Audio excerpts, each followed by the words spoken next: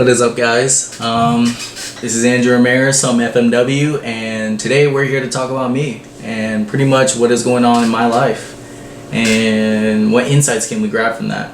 So I'm just gonna start out and explain currently what's going on, and then backtrack a little on what caused that and what insights we can gain from that, and a nice little video to summarize all of it and just a nice recap that I found. So currently, right now, I am a senior year dropout from college, and I am enlisted into the Air Force Reserve, and I plan to full-time trade after I get out of tech school for the Forex currencies, and hopefully even more from there. I can expand my portfolio into other things. But what I want to focus on is the reason why I dropped out, because that's a huge decision, especially at my senior year. And in order to understand that, I'm not going to backtrack all the way, but to give you a little insight, all 4 years I knew college was not worth it for me. I did not want to go to college in the beginning, but it kind of shifted over time, back and forth. But senior year, what put me over the edge was actually in an English class, and I was assigned to write an essay and pick a topic, and my topic was reality versus expectations of the American dream. Is it still alive? And basically at the end of it, I concluded it shifted and changed, and the conclusion became college was not worth it. It was a terrible choice. It's for most people, besides people that are choosing to become doctors and lawyers, but besides that, it's overall just a terrible financial choice. And yeah, that was the main reason that actually gave me a pair to actually drop out. And yeah, I dropped out my senior year.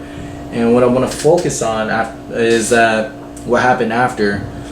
And basically, once I went public in my social circles, I basically got a lot of backlash. I got a lot of doubt. I was told I wasn't gonna make it. I was told that I'm stupid, I'm a bum. I was told a lot of stupid.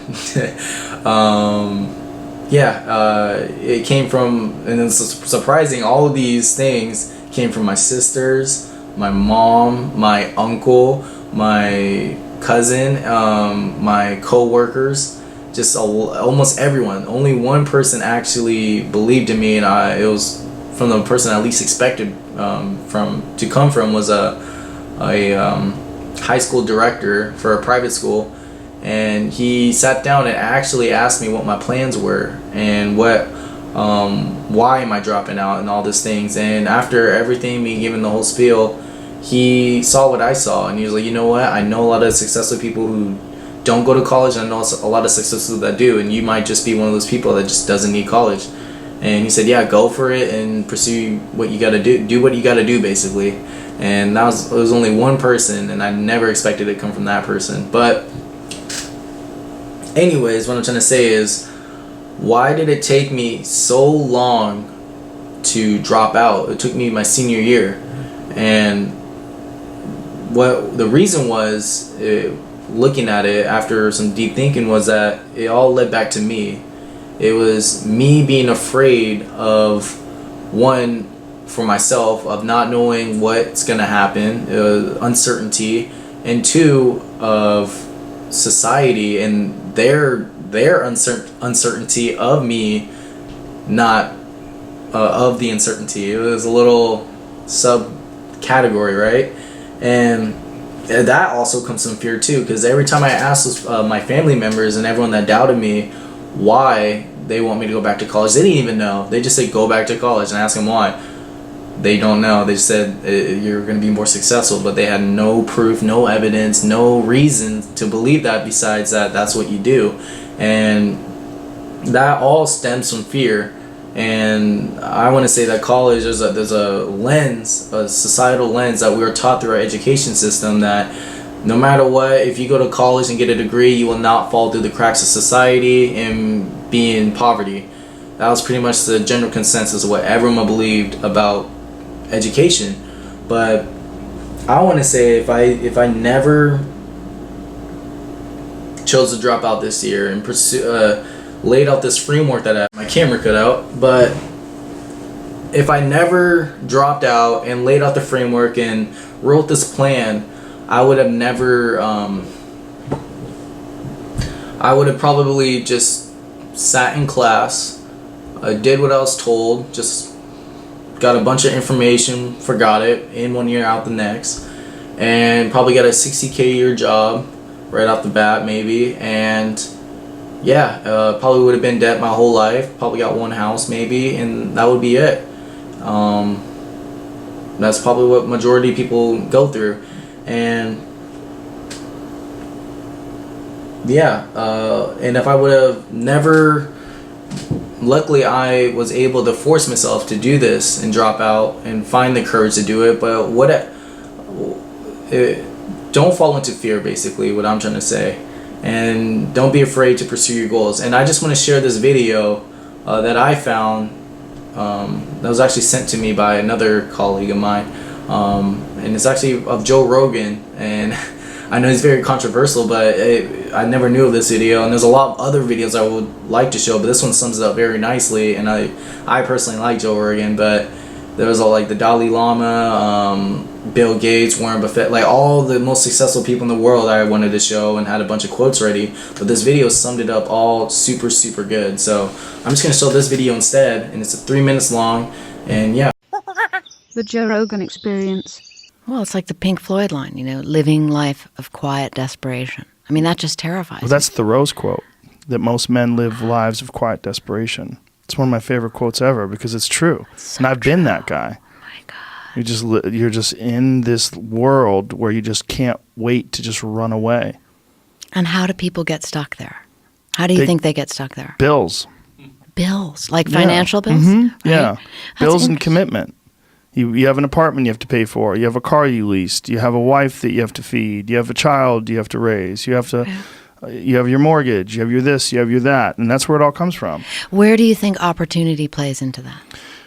Well, the opportunity takes place usually when you're young and you don't have any responsibility. That's when you have your options. Well, your options are severely limited the more you gather responsibilities.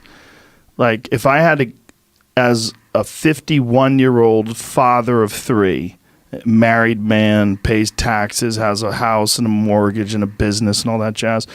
If I had to quit everything now and struggle the way I struggled as a stand-up comedian, it would never work.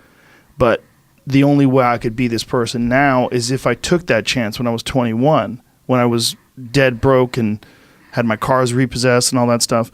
That's the only way you ever get where you want to go. You have to take a path that's dangerous. And most people want to take the safe path. And the safe path leaves you stuck in quiet desperation. Almost every time. It's hell. It's hell. You're selling insurance or some other shit that you care zero about. But can people just make that change? I mean, yes, look, you can, I believe they but can. you have to plan it out. The way you can change is you have to put aside enough money to give yourself a window. And then you have to have a plan, and you have to spend all your waking hours outside of whatever shit job you do planning your escape. And you have to come to the realization very clearly that you fucked up and you got yourself stuck.